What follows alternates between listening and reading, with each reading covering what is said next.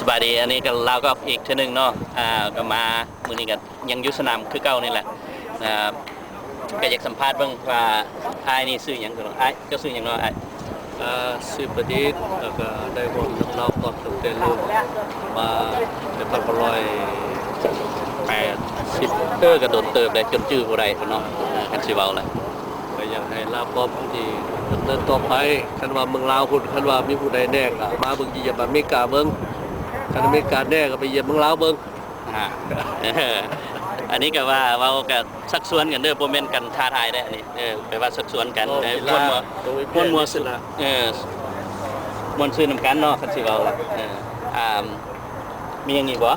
ก็บ่มีหยังคันว่าเห็นว่าเดี๋ยวนี้เมืองลาวเฮาก็สิมีเดือน3-4 เดือนแล้วถ้าว่าผู้ใดทางเมืองลาวหั่นก็เมืองลินเมืองลาวกับเมืองลินเมืองสวรรณเขตก็มีละเวียงจันทน์ก็มีละเดี๋ยวเขาจะสิสร้างเพิ่มตึกเป็นอีกจังได๋เฮาจะเป็นเจ้าภาพซีเกมเด้สุดเจ้า